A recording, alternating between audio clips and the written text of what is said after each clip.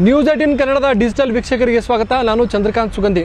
ಬೆಳಗಾವಿಯಲ್ಲಿ ಲೋಕಸಭಾ ಚುನಾವಣೆಯ ಕಾವು ದಿನದಿಂದ ದಿನಕ್ಕೆ ಹೆಚ್ಚಾಗ್ತಿದ್ದು ಇಬ್ಬರು ಅಭ್ಯರ್ಥಿಗಳು ಈಗ ಅಬ್ಬರದ ಪ್ರಚಾರವನ್ನು ಮಾಡ್ತಾ ಇದ್ದಾರೆ. ಎರಡು ಅಭ್ಯರ್ಥಿಗಳು ಪಂಚಮಸಾಲಿ ಮತಗಳ ಮೇಲೆ ಕಂಡಿಟ್ಟಿದ್ದು ಪಂಚಮಸಾಲಿ ಮತಗಳನ್ನು ಒಲಿಸಿಕೊಳ್ಳೋಕ್ಕೆ ಸಾಕಷ್ಟು ಪ್ರಯತ್ನಗಳನ್ನು ಕೂಡ ಎರಡೂ ಕಡೆಯಿಂದಲೂ ನಡೀತಾ ಇದೆ. ಪ್ರಮುಖವಾಗಿ ಬೆಳಗಾವಿ ಲೋಕಸಭಾ ಕ್ಷೇತ್ರ ಇದು ಲಿಂಗಾಯತ ಮತದಾರರ ಹೆಚ್ಚಿನ ಸಂಖ್ಯೆ ಒಳಗಿರ್ತಕ್ಕಂಥ ಈ ಒಂದು ಕ್ಷೇತ್ರದಲ್ಲಿ ಲಿಂಗಾಯತ ಪಂಚಮಸಾಲಿ ಮತಗಳು ಯಾರ ಕೈ ಹಿಡಿತಾರೆ ಅವರು ಗೆಲ್ಲುವ ಸುಲಭ ಅಂತಕ್ಕಂಥದ್ದು ಅನೇಕ ವರ್ಷಗಳಿಂದ ನಡೆದುಕೊಂಡು ಬಂದಿದೆ. ಈ ಬಾರಿ ಈ ಒಂದು ಕ್ಷೇತ್ರದಲ್ಲಿ ಮನೆ ಮಗ ವರ್ಚಸ್ ವಲಸಿಗ ಅಂತಕ್ಕಂಥ ವಾತಾವರಣ ಸದ್ಯ ಸೃಷ್ಟಿಯಾಗಿದ್ದು ಇದು ಹೊರಗಿನವನಲ್ಲ, ಇದು ನನ್ನ ಮನೆಯೂ ಕೂಡ, ನಾನು 30 ವರ್ಷಗಳಿಂದಲೂ ಕೂಡ ಈ ಜಿಲ್ಲೆಯೊಂದಿಗೆ ಸಂಬಂಧ ಇದೆ ಅಂತ ಹೇಳಿ ಬಿಜೆಪಿ ಅಭ್ಯರ್ಥಿ ಈಗ ಬಹಿರಂಗವಾಗಿ ಹೇಳ್ತಾ ಇದ್ದಾರೆ. ಮತ್ತು ಬಿಜೆಪಿ ಕಾಂಗ್ರೆಸ್ ನಡುವಿನ ಈ ಹೋರಾಟ ಏನಿದೆ, ಈ ಹೋರಾಟ ಈಗ ಇನ್ನು ಮತಕ್ಕಾಗಿ ಹೋರಾಟ ತೀವ್ರಗೊಂಡಿರತಕ್ಕಂಥದ್ದು. ಬೆಳಗಾವಿ ಕ್ಷೇತ್ರದಾದ್ಯಂತ ಅನೇಕ ಮಹತ್ವದ ಘಟನೆಗಳು ಸದ್ಯ ನಡೀತಾ ಇವೆ. ಬೆಳಗಾವಿ ಲೋಕಸಭಾ ಕ್ಷೇತ್ರದಲ್ಲಿ ಕಾಂಗ್ರೆಸ್ ಅಭ್ಯರ್ಥಿಯಾಗಿ ಮೃಣಾಲ್ ಹೆಬ್ಬಾಳ್ಕರ್ ಕಣಕ್ಕಿಳಿದು ಮೃಣಾಲ್ ಹೆಬ್ಬಾಳ್ಕರ್ ಗೆಲ್ಲಿಸಲು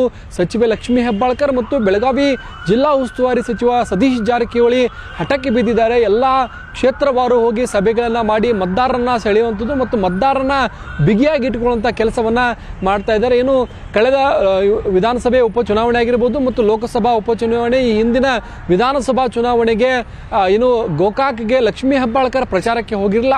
ಆದರೆ ಈ ಬಾರಿ ಮಗನ ಗೆಲುವಿಗಾಗಿ ಗೋಕಾಕ್ಗೆ ಲಕ್ಷ್ಮೀ ಹೆಬ್ಬಾಳ್ಕರ್ ಹೋಗಿದ್ದಾರೆ. ಗೋಕಾಕ್ನ ಅಧಿದೇವತೆ ಲಕ್ಷ್ಮೀ ದೇವಿ ಆಗಿರ್ಬೋದು ಮತ್ತು ಕಲ್ಲೋಳಿಯ ಆಂಜನೇಯ ಸ್ವಾಮಿ ದೇವರ ದರ್ಶನವನ್ನು ಮಾಡಿ ಏನು ಗೋಕಾಕ್ ಅರಬಾವಿ ಕ್ಷೇತ್ರದ ಕಾರ್ಯಕರ್ತರ ಸಭೆಯನ್ನು ಕೂಡ ಲಕ್ಷ್ಮೀ ಹೆಬ್ಬಾಳ್ಕರ್ ಮಾಡಿದ್ದಾರೆ. ಈ ಸಂದರ್ಭದಲ್ಲಿ ಸತೀಶ್ ಜಾರಕಿಹೊಳಿ ಕೂಡ ಸಾಥ್ ಕೊಟ್ಟಿರ್ತಕ್ಕಂಥದ್ದು. ಮತ್ತೊಂದು ಕಡೆ ಏನು ಈ ಕಡೆ ಜಗದೀಶ್ ಶೆಟ್ಟರ್ ಕೂಡ ಬೆಳಗಾವಿಗೆ ಭರ್ಜರಿಯಾಗಿ ಎಂಟ್ರಿ ಆಗಿದ್ದು ಬಳಿಕ ಅವರು ಕೂಡ ಸಾಕಷ್ಟು ಆಕ್ಟಿವ್ ಆಗಿ ಇಡೀ ಕ್ಷೇತ್ರದಾದ್ಯಂತ ಓಡಾಡ್ತಾ ಇದ್ದಾರೆ. ಇತ್ತೀಚೆಗೆ ಏನು ರಮೇಶ್ ಜಾರಕಿಹೊಳಿ ಕೂಡ ಏನು ಜಗದೀಶ್ ಶೆಟ್ಟರ್ ಅವರನ್ನ ಭೇಟಿಯಾಗಿ ಸೋಮವಾರದಿಂದ ಚುನಾವಣಾ ಕಣಕ್ಕೆ ಇಳಿಯುವ ಭರವಸೆಯನ್ನು ಕೊಟ್ಟಿರ್ತಕ್ಕಂಥದ್ದು. ಬೆಳಗಾವಿ ಲೋಕಸಭಾ ಕ್ಷೇತ್ರ ಈ ಬಾರಿ ಸಾಕಷ್ಟು ಕುತೂಹಲಕ್ಕೆ ಕಾರಣವಾಗಿದೆ. ಕಾಂಗ್ರೆಸ್ನವರು ಮನೆ ಮಗನನ್ನ ಗೆಲ್ಲಿಸಿ ಅಂತೇಳಿ ಹೇಳ್ತಾ ಇದ್ರೆ, ಮತ್ತೊಂದು ಕಡೆ ಬಿಜೆಪಿಯವರು ಇದು ನನ್ನ ಕರ್ಮಭೂಮಿ, ನಾನು ಇಲ್ಲಿಯವನೇ, ಹೀಗಾಗಿ ನನಗೆ ಮತ ಕೊಡಿ ಅಂತೇಳಿ ಜಗದೀಶ್ ಶೆಟ್ಟರ್ ಇಡೀ ಕ್ಷೇತ್ರದಾದ್ಯಂತ ಸಂಚಾರವನ್ನು ಮಾಡ್ತಿದ್ದಾರೆ. ಏನು ಬಿಜೆಪಿನಲ್ಲಿದ್ದಂಥ ಅಸಮಾಧಾನ, ಏನು ಅತೃಪ್ತಿ, ಏನು ಎಲ್ಲರೂ ಕೂಡ ಈಗ ಸದ್ಯ ಶಾಂತರಾದರೂ ಕೂಡ ಒಂದಿಬ್ರು ಬಹಿರಂಗವಾಗಿ ಇನ್ನೂ ಜಗದೀಶ್ ಶೆಟ್ಟರ್ ವಿರುದ್ಧ ಆಕ್ರೋಶವನ್ನ ವ್ಯಕ್ತಪಡಿಸಿದ್ದಾರೆ. ಬಿಜೆಪಿಯ ನಗರ ಜಿಲ್ಲಾ ಉಪಾಧ್ಯಕ್ಷ ಮಹಾಂತೇಶ್ ಒಕ್ಕುಂದ್ ಕೂಡ ಈ ಒಂದು ಚುನಾವಣೆಯಲ್ಲಿ ನಾನು ಬಂಡಾಯ ಅಭ್ಯರ್ಥಿಯಾಗಿ ಸ್ಪರ್ಧೆ ಮಾಡ್ತೀನಿ ಅಂತ ಹೇಳಿ ಈಗಾಗಲೇ ಘೋಷಣೆ ಮಾಡಿರ್ತಕ್ಕಂಥದ್ದು. ಮತ್ತೊಂದು ಕಡೆ ಏನು ಬೆಳಗಾವಿ ಲೋಕಸಭಾ ಕ್ಷೇತ್ರದಲ್ಲಿ ಗೆಲ್ಲಬೇಕಂದ್ರೆ ಲಿಂಗಾಯತ ಮತದಾರರು ಪ್ರಮುಖರಾಗಿರ್ತಕ್ಕಂಥದ್ದು. ಬೆಳಗಾವಿಯಲ್ಲಿ ಸುಮಾರು 6 ಲಕ್ಷಕ್ಕೂ ಹೆಚ್ಚು ಲಿಂಗಾಯತ ಮತದಾರರಿದ್ದಾರೆ. ಈ ಪೈಕಿ ಅರ್ಧಕ್ಕೂ ಹೆಚ್ಚು ಜನ ಪಂಚಮಸಾಲಿ ಸಮುದಾಯಕ್ಕೆ ಸೇರಿದವರಾಗಿದ್ದಾರೆ. ಪಂಚಮಸಾಲಿ ಹೋರಾಟದಲ್ಲಿ ಸಕ್ರಿಯವಾಗಿ ಲಕ್ಷ್ಮೀ ಹೆಬ್ಬಾಳ್ಕರ್ ಕುಟುಂಬ ಭಾಗವಹಿಸಿತ್ತು. ಹೀಗಾಗಿ ಲಕ್ಷ್ಮೀ ಹೆಬ್ಬಾಳ್ಕರ್ ಕೈ ಹಿಡಿದ ಒಂದು ಸಮುದಾಯ ಅಂತಕ್ಕಂಥದ್ದು ಕೂಡ ಇವರ ನಿರೀಕ್ಷೆ ಆಗಿದೆ. ಆದರೆ ಮತ್ತೊಂದು ಕಡೆ ಪಂಚಮಸಾಲಿಯನ್ನ ಮತವನ್ನು ಪಡಿಬೇಕು, ಜೊತೆಗೆ ಬಣಿಜಿಗೆ ಮತವನ್ನು ಗಟ್ಟಿ ಮಾಡೋಕ್ಕೂ ಕೂಡ ಜಗದೀಶ್ ಶೆಟ್ಟರ್ ಪ್ರಯತ್ನವನ್ನು ಮಾಡ್ತಿದ್ದಾರೆ. ಆದರೆ ಮೇಲ್ನೋಟಕ್ಕೆ ಅವರು ಈ ಜಾತಿ ಆಧಾರದ ಚುನಾವಣೆ ಅಲ್ಲ, ಇದು ದೇಶ ಮತ್ತು ಮೋದಿಯವರ ಅವಲಂಬಿತ ಚುನಾವಣೆ ಅಂತ ಹೇಳ್ತಾ ಇದ್ರು ಕೂಡ ಒಳಗೊಳಗೆ ಏನು ತಮ್ಮ ಸಂಬಂಧಿಕರಾಗಿರ್ಬೋದು ಮತ್ತು ಜಾತಿ ಉಪಜಾತಿಗಳನ್ನು ಸೆಳೆಯುವ ಪ್ರಯತ್ನವನ್ನು ಕೂಡ ಮಾಡ್ತಾ ಇದ್ದಾರೆ. ಏನು ಬೆಳಗಾವಿಯಲ್ಲಿ ಬಿಜೆಪಿ ಪರವಾಗಿ ವಿಜಯಪುರದ ಶಾಸಕ ಬಸನಗೌಡ ಪಾಟೀಲ್ ಯತ್ನಾಳರನ್ನ ಕರೆಸಿ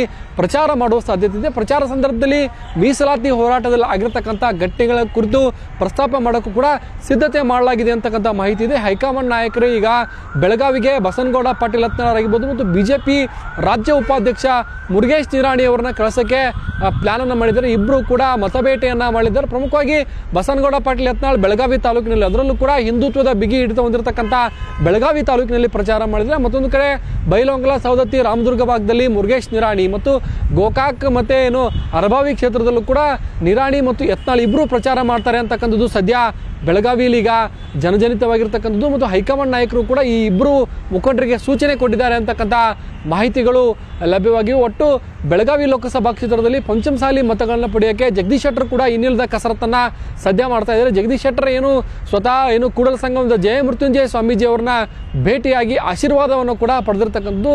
ಈ ಒಂದು ಸಮಾಜದ ಚಿತ್ತ ಎತ್ತ ಅಂತಕ್ಕಂಥ ಸದ್ಯ ಪ್ರಶ್ನೆಯಾಗಿದೆ. ಬೆಳಗಾವಿ ಲೋಕಸಭಾ ಕ್ಷೇತ್ರದಲ್ಲಿ ಗೆಲ್ಲಬೇಕಂತಂದ್ರೆ ಏನು ಲಿಂಗಾಯತ ಮತ್ತು ಮರಾಠ ಮತಗಳು ನಿರ್ಣಾಯಕ ಪಾತ್ರ ವಹಿಸಿದ್ದೇವೆ. ಕಳೆದ ಲೋಕಸಭಾ ಉಪಚುನಾವಣೆಯಲ್ಲಿ ಸತೀಶ್ ಜಾರಕಿಹೊಳಿ ಅಹಿಂದ ಮತವನ್ನ ಗಟ್ಟಿ ಮಾಡಿಕೊಳ್ಳುವ ಮೂಲಕ ಬಿಜೆಪಿಗೆ ದೊಡ್ಡ ಏನು ಶಾಕನ್ನು ಕೊಟ್ಟಿದ್ರು.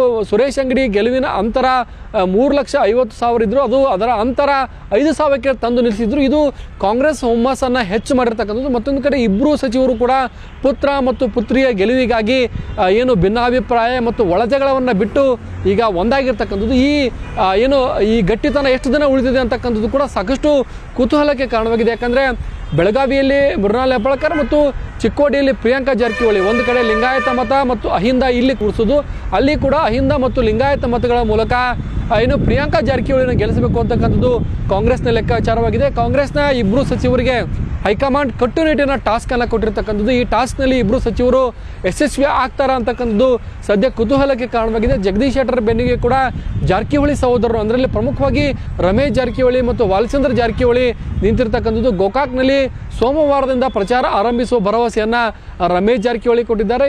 ಲಿಂಗಾಯತ ಮತದಾರರು ಈ ಒಂದು ಚುನಾವಣೆಯಲ್ಲಿ ಯಾವ ದೃಷ್ಟಿಕೋನ ಇಟ್ಟುಕೊಂಡು ಮತದಾನ ಚಲಾಯಿಸ್ತಾರೆ ಅಂತಕ್ಕಂಥದ್ದು ಸಾಕಷ್ಟು ಕುತೂಹಲಕ್ಕೆ ಕಾರಣವಾಗಿದೆ. ಯಾಕಂದರೆ ಬೆಳಗಾವಿಯಲ್ಲಿ ಮರಾಠ ಮತದಾರರು ವಿಧಾನಸಭೆ ಚುನಾವಣೆ ಬಂದಾಗ ಅವರ ಮತದ ಉದ್ದೇಶ ಮತ್ತು ಅದರ ಪ್ರಕಾರ ಬೇರೆ ಆಗುತ್ತೆ. ಆದರೆ ಲೋಕಸಭಾ ಚುನಾವಣೆ ಬಂದಾಗ ಅದು ಹಿಂದುತ್ವ ಮತ್ತು ನರೇಂದ್ರ ಮೋದಿಯನ್ನು ನೋಡಿ ಓಟ್ ಹಾಕುವಂಥದ್ದು ಇಲ್ಲಿ ಬೆಳಗಾವಿಯಲ್ಲಿ ನಡೆದುಕೊಂಡು ಬಂದಂಥ ಪದ್ಧತಿಯಾಗಿದೆ. ಈಗ ಕಾಂಗ್ರೆಸ್ ಲಿಂಗಾಯತ ಮತ್ತು ಮರಾಠ ಮತ ಬ್ಯಾಂಕನ್ನು ವಿಭಜನೆ ಮಾಡೋ ಪ್ರಯತ್ನವನ್ನು ಕೂಡ ಆರಂಭಿಸಿರ್ತಕ್ಕಂಥದ್ದು. MES ಕೂಡ ಈಗ ಒಂದು ಕ್ಷೇತ್ರದಲ್ಲಿ ಅಭ್ಯರ್ಥಿಯನ್ನು ಕಣಕ್ಕಿಳಿಸೋಕ್ಕೆ ಇನ್ನಿಲ್ಲದ ಪ್ರಯತ್ನವನ್ನು ಮಾಡ್ತಾ ಇದೆ. 3-4 ಸಭೆಗಳು ಕಳೆದರೂ ಕೂಡ ಇದುವರೆಗೂ ಸೂಕ್ತ ಅಭ್ಯರ್ಥಿ ಸಿಕ್ಕಿಲ್ಲ. ಒಂದು ವೇಳೆ MES ಅಭ್ಯರ್ಥಿ ಸ್ಪರ್ಧೆ ಮಾಡಿದರೆ ಈ ಬಾರಿ ಕಾಂಗ್ರೆಸ್ ಮತಗಳ ವಿಭಜನೆ ಆಗುತ್ತಾ ಅಥವಾ ಬಿಜೆಪಿ ಮತಗಳ ವಿಭಜನೆ ಆಗುತ್ತಾ ಅಂತಕ್ಕಂಥದ್ದು ಸಾಕಷ್ಟು ಕುತೂಹಲಕ್ಕೆ ಕಾರಣವಾಗಿದೆ. ಕಳೆದ ಲೋಕಸಭಾ ಉಪಚುನಾವಣೆಯಲ್ಲಿ MESನಿಂದ ಶುಭಂ ಶೆಳಕೆ ಅಂತಕ್ಕಂಥ ಅಭ್ಯರ್ಥಿ ಈ ಒಂದು ಲೋಕಸಭಾ ಕ್ಷೇತ್ರದಲ್ಲಿ ಸ್ಪರ್ಧಿಸಿದ್ರು. ಸುಮಾರು 1 ಲಕ್ಷಕ್ಕೂ ಹೆಚ್ಚು ಮತಗಳನ್ನು ಕೊಡಿದ್ರು. ಇದು ಬಿಜೆಪಿಗೆ ದೊಡ್ಡ ಪೆಟ್ಟನ್ನು ಆ ಸಂದರ್ಭದಲ್ಲಿ